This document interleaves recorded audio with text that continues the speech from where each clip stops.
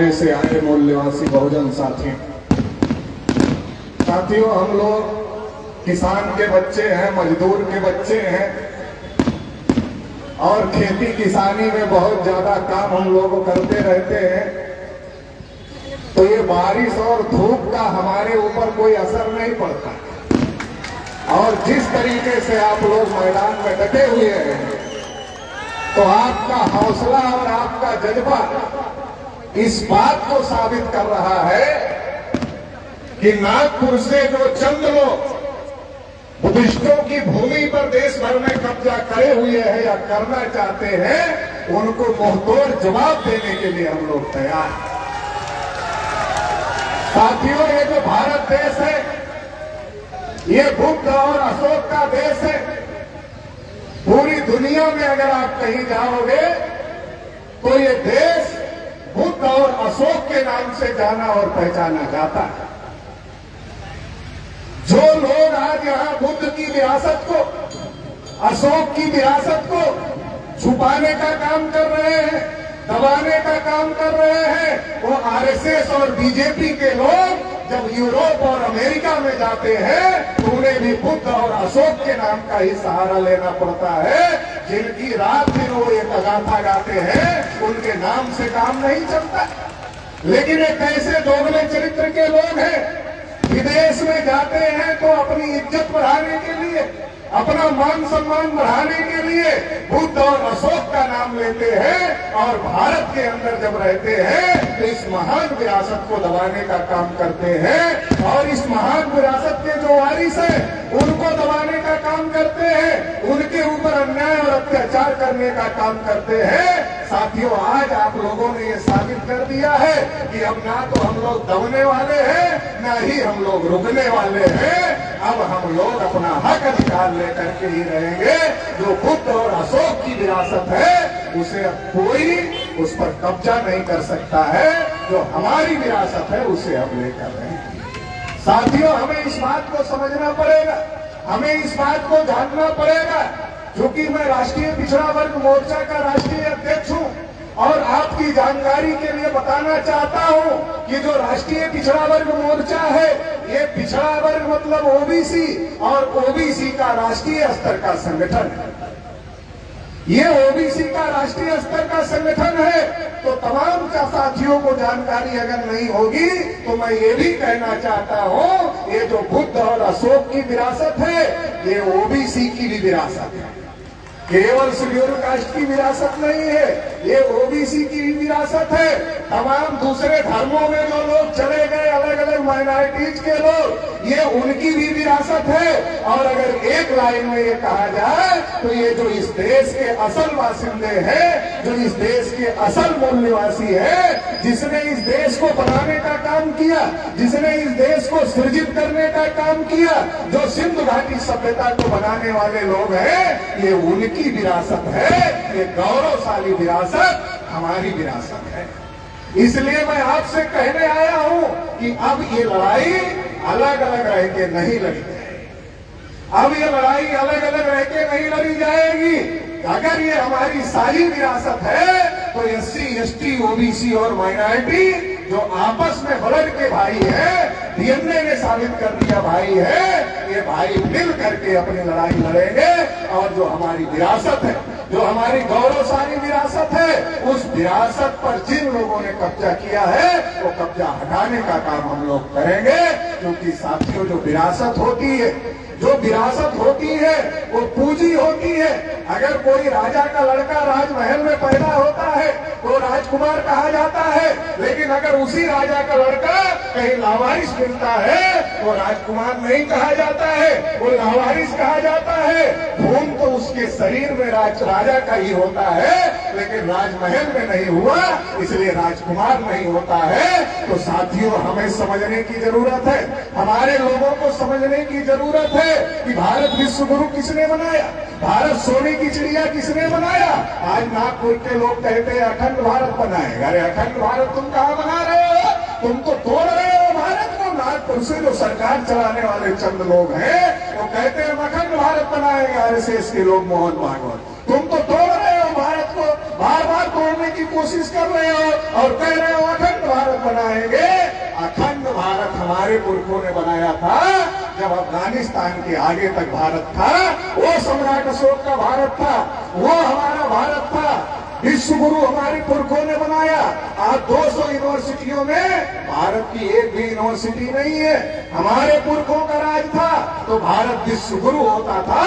आज अगर आपका लड़का अमेरिका में पढ़ता है, लंदन में पढ़ता है, तो आप बहुत गर्व और गौरव के साथ कहते हैं कि हमारा एक बेटा लंदन में पढ़ता है, हमारा एक बेटा अमेरिका में पढ़ता है। वो भी एक समय था जब दुनिया के लोग इस बात पे गर्व करते थे कि वो भारत की नालंदा यूनिवर्सिटी में पढ़ते हैं। वो भी एक समय था, वो हमारा समय था, वो हमारे पुरखों का समय था, वो हमारा गौरवशाली इतिहास था। आज हम लोग अलग अलग जातियों में बटे हैं, बटे नहीं हैं, साजिश के तहत हमारे लोगों को बांटा गया।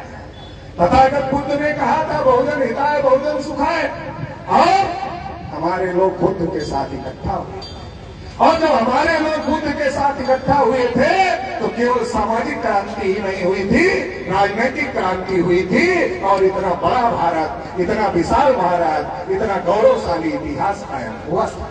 लेकिन पुष्यमित्र शुंग ने जब अंतिम राजा बृहद्रथ की हत्या किया, और राजा बृहद्रथ की हत्या करने के बाद पुष्यमित्र शुंग ने इस देश में जाति व्यवस्था बनाने का काम किया, और व्यवस्था को ज्यादा प्रभावी करने का काम किया। हमारे में से ही कुछ लोगों को अछूत बनाया गया, कुछ को सछूत बनाया गया, और शूद्रों अतिशूद्रों को पढ़ने लिखने के अधिकार से, धन संपत्ति रखने के अधिकार से, बोलने सुनने के अधिकार से, कुर्सी पर बैठने तक से अधिकार से रोका गया। ये जो बांटने वाले लोग हैं यही हमारे दुश्मन हैं। जो बांटने वाले लोग हैं ये दुश्मन हैं, इनसे सावधान रहने की जरूरत है। और अगर हम बटे रहेंगे, अगर हम अलग अलग लड़ेंगे तो हमारी किसी भी समस्या का समाधान नहीं हो सकता है। इसलिए हम लोगों को एकजुट होकर के लड़ाई लड़ना पड़ेगा, हम लोगों को मिलजुल करके लड़ाई लड़ना पड़ेगा। और मिलजुल करके अगर हम लोग लड़ाई लड़ेंगे तो हम इस देश के शासक बन सकते हैं, और भारत को फिर से विश्व गुरु, फिर से सोने की चिड़िया, और फिर से अखंड भारत बनाने का काम करेंगे। इसके लिए साथियों हम लोगों को तैयारी करना है। आज बहुत खुशी की बात है कि बुद्धिस्ट इंटरनेशनल नेटवर्क का 5वां राष्ट्रीय सम्मेलन हो रहा है, और आप लोग बहुत बड़ी संख्या में इसमें शामिल हुए हैं। ये कारवां जिस गति से बढ़ रहा है, ये कारवां जितना तेजी से बढ़ रहा है, आने वाले समय में निश्चित रूप से भारत को हम लोग विश्व गुरु बनाएंगे, सोने की चिड़िया बनाएंगे। जो कहते हैं विश्व गुरु बनाएंगे वो बनाने वाले नहीं है, जो कह रहे हैं बनाएंगे वो बनाने वाले नहीं है। क्योंकि वो तो इलेक्शन के पहले कहते हैं देश नहीं बिकने दूंगा, और इलेक्शन के बाद क्या करते हैं, देश नहीं बचने दूंगा। पहले कहते देश नहीं बिकने दूंगा, और बाद में कहते हैं देश नहीं बचने दूंगा। अडानी अंबानी के ऊपर ही सारी मेहरबानी चल रही है। एक एक चीज अडानी और अंबानी को दिया जा रहा है। नरेंद्र मोदी जी ओबीसी हैं, देश के प्रधानमंत्री हैं, और नरेंद्र मोदी जी ओबीसी देश के प्रधानमंत्री हैं। एक ओबीसी देश के प्रधानमंत्री हो करके, और वो खुद अपने को ओबीसी कहते हैं, प्रधानमंत्री हो करके ओबीसी की गिनती नहीं हो रही। जानवरों की गिनती हो रही है मगर ओबीसी की गिनती नहीं हो रही है। तो हम लोगों ने पता लगाया कि ओबीसी की गिनती क्यों नहीं हो रही है। पता चला नरेंद्र मोदी जी देश के प्रधानमंत्री हैं, सरकार चल रही है, लेकिन नरेंद्र मोदी जी आरएसएस से निकल कर आए हैं, तो आरएसएस के लोगों का दबाव है, इसलिए गिनती नहीं हो रही है। तो साथियों हमें जानने की जरूरत है, समझने की जरूरत है। जो तमाम विषय इसमें लगाए गए हैं कि हमारे बौद्ध विरासत पर कब्जा किया जा रहा है, तो कब्जा क्यों किया जा रहा है ये हमको समझने की जरूरत है। जो हमारे महापुरुषों का इतिहास था, जो गौरवशाली विरासत थी, जो सम्राट अशोक का इतिहास था, जो बुद्ध का इतिहास था, जो हमारी गौरवशाली विरासत थी, उसको नष्ट कर दिया गया। उसको पुनर्जीवित करने का काम डॉक्टर बाबा साहब अम्बेडकर ने नागपुर की धरती से करने का काम किया, और वो विरासत पुनर्जीवित हो गई। इसलिए धम्म चक्र परिवर्तन दिन आज हम लोग मना रहे हैं। इसलिए सम्राट अशोक विजयदशमी आज हम लोग मना रहे हैं। तो ये जो गौरवशाली विरासत ये तथागत बुद्ध ने जो गौरवशाली विरासत जो बाबा साहब अम्बेडकर ने पुनर्जीवित किया, बुद्धिस्ट इंटरनेशनल नेटवर्क उसको आगे बढ़ाने का काम कर रहा है। और अब ये किसी एक जाति में नहीं बल्कि तमाम SC ST OBC माइनॉरिटी में ये हमारी विरासत है, ये मैसेज पहुंच रहा है। तो ये जो हम लोग, हमारे पास में ताकत है, बाबा साहब अम्बेडकर ने संविधान में हमको अधिकार दिए हैं, हमको वोट का अधिकार भी दिया है, हमको बोलने का अधिकार भी दिया है। इस कार्यक्रम के लिए भी प्रशासन के लोग परमिशन नहीं देना चाहते थे, मगर बाबा साहब अम्बेडकर ने जो संविधान में अधिकार दिया है उसकी वजह से यह कार्यक्रम हो रहा है। साथियों, मुझे लगता मेश्राम साहब आ गए हैं, तो हम सभी लोग मेश्राम साहब का स्वागत करते हैं।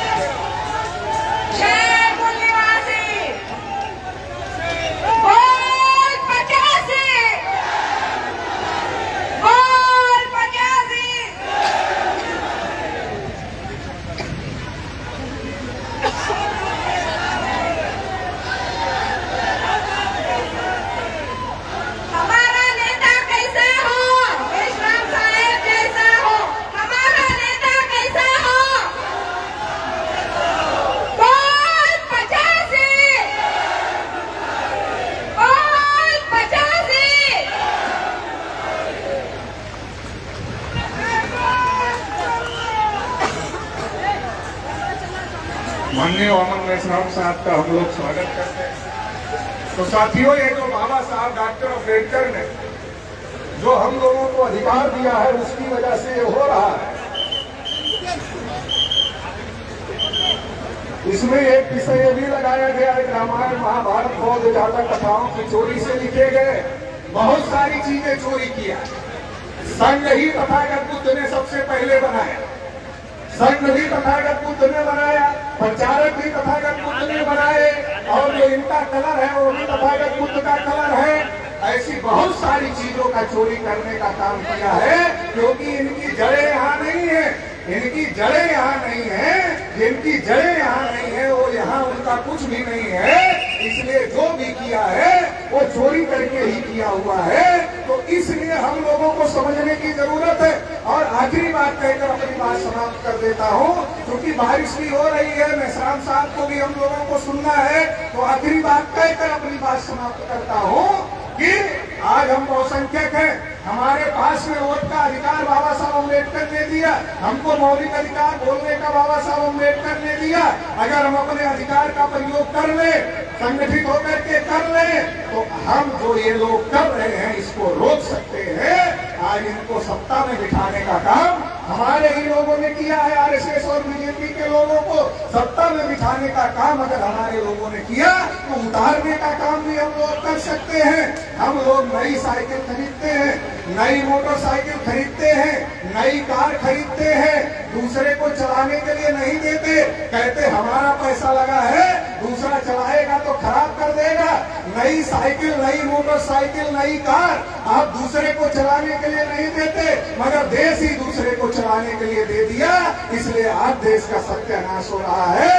अगर देश को बचाना है, देश की गौरवशाली विरासत को बचाना है, तो बचाने के लिए तथागत बुद्ध और अशोक की गौरवशाली विरासत को अगर बचाना है तो हमें संगठित होकर के इस लड़ाई को लड़ना होगा। आप लोग इस लड़ाई में तन मन धन से साथ सहयोग देंगे, ऐसी आशा उम्मीद के साथ आप सभी लोगों ने मुझे सुना, इसके लिए आभार, धन्यवाद, नमो बुद्धाय, जय भीम, जय भारत, जय मूल्य।